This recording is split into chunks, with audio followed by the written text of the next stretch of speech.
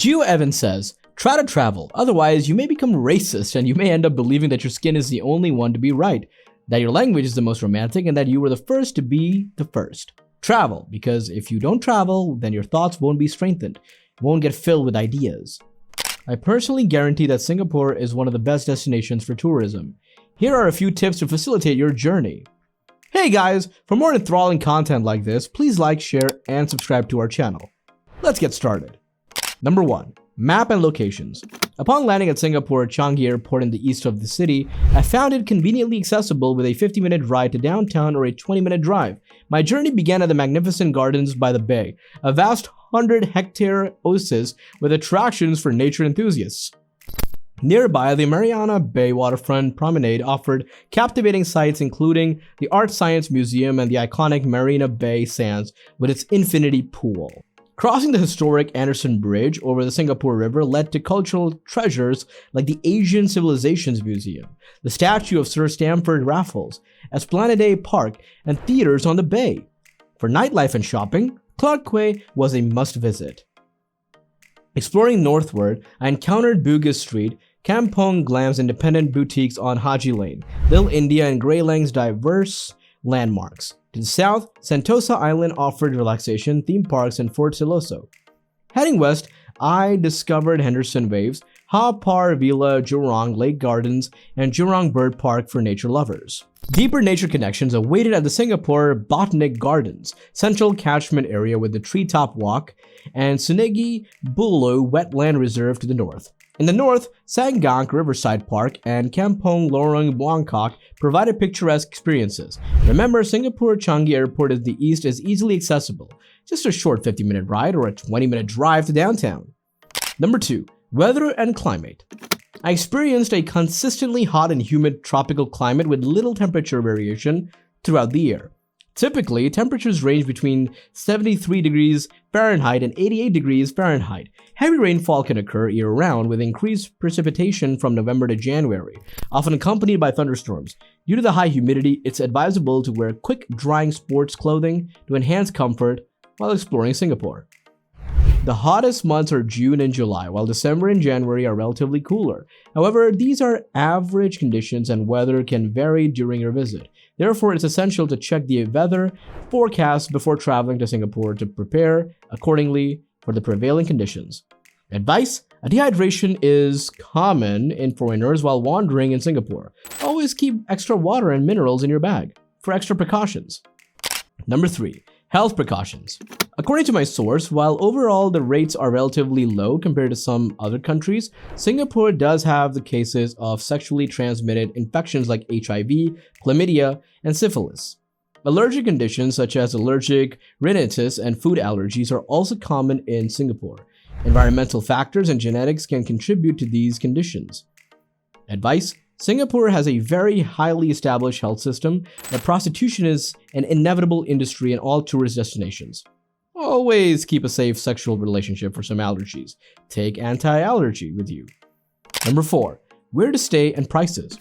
I have faced this problem, so I suggest first-time visitors to Singapore can choose from various neighborhoods to stay in based on their preferences. The Civic District offers easy access to top sites, bars, and dining options. For vibrant nightlife, Clark Quay near Marina Bay is a great choice. Travelers on a budget can find affordable accommodations and dining in Little India or Chinatown. Families may opt for Sentosa Island. Hotel prices vary, with mid-range double rooms averaging $180 to $220 per night. Budget options as low as $20 and capsule hotels at $38 on average. Hostels and Airbnb apartments are low, also available with rates from $18 to $62 per night. Advice: at those places, a number of sales agents used to be busy in public to guide them to hotels and rooms for stay. These agents charge a few dollars from the hotels when they guide you to their destination. Number 5. Transportation. When I traveled to and from Changi Airport, several options were available. The metro, accessible via Changi Airport Metro Station, buses, including the shuttle service to downtown, and buses to Tanah Merah Ferry Terminal, as well as taxis, Grab, and car rentals. Getting around Singapore is convenient due to the proximity of most attractions. Travelers can explore on foot or utilize various transportation modes, such as the efficient metro system, buses, trishaws for tourist routes, Grab bikes, riverboats, bumboats, and more. For public transportation, consider the Easy Link card valid for MRT trains, local buses, riverboats, Sentosa Express monorail, and taxis, available for purchase at customer service counters or 7-Eleven stores at $12 and $10, respectively. Alternatively, the Singapore Tourist Pass can be acquired at the airport MRT station. Advice: there are different types of conveniences, and it is not always about the fare they charge, but they also have time management. Usually, cabs are cheap, but they follow the very busy routes. Number 6. Singapore specifics. At first, I was very surprised because in Singapore, strict discipline is upheld, and breaking certain laws can result in penalties. These include bans on chewing gum, jaywalking, littering, and indoor smoking. And not flushing in public, of course. Singapore employs the metric system, follows left-hand driving, and observes left-side walking standing etiquette in foot traffic. Reserving seats on public transportation for those in need, such as the elderly, is considered polite. Advice: you should never take it easy. Always try to get a manual from the airport to get familiar with few restrictions and prohibitions, because Singapore is a cultural country and they have culturally based normative laws for all people. Number 7. For international travelers. Travelers to Singapore should have the UK travel adapter for device charging and consider universal adapters for international compatibility. The currency used is the currency of the Singapore dollar, and while major credit cards like Visa and MasterCard are widely accepted, it's prudent to carry some Singapore dollars. Particularly for local markets, always check exchange rates before traveling. ATMs are abundant. Opt for bank-owned ATMs for better rates and lower fees. Licensed money exchange offices offer competitive rates compared to banks. Advice: a busy place is always a haven for scammers. I must advise you to always charge your cards at international banks and most suitably get some handsome amount in your safe pocket from your own destination. Number 8. Foods. I suffered from cramps because Singapore offers diverse dining options, including international and local cuisine. Use Yelp or TripAdvisor for restaurant recommendations. Inexpensive meals range from $16 to $24, while mid-range dining costs about $65 for a 3-course meal. Traditional dishes like Hainanese chicken rice are affordable at $12 to $23. Explore Malay, Indian, and Chinese cuisines, and don't miss the world's cheapest Michelin star meal. Lao Fan Hong Kong soya sauce chicken rice and noodle, priced at $13.80 in Chinatown.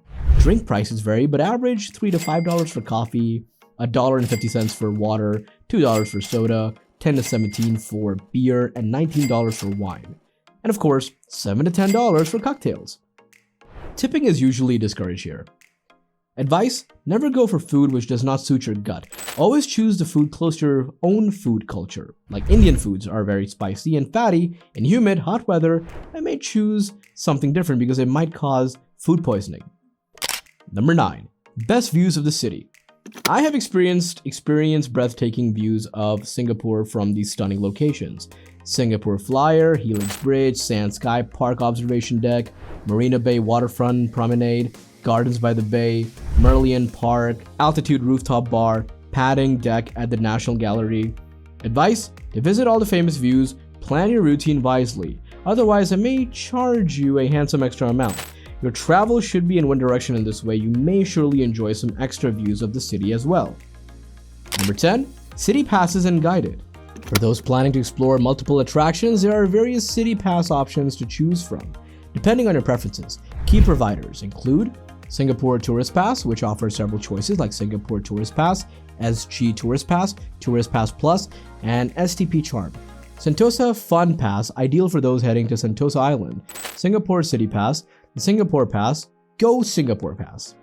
Advice: another fantastic way to uncover Singapore's treasures is through guided walking tours led by knowledgeable professionals well-versed in the city-state's rich history. Some providers even offer complimentary walking tours, but it's recommended to consider making a donation at the tour's conclusion. That's all for today. Thank you for taking the time to watch the video, and remember, don't forget to subscribe to our channel for more.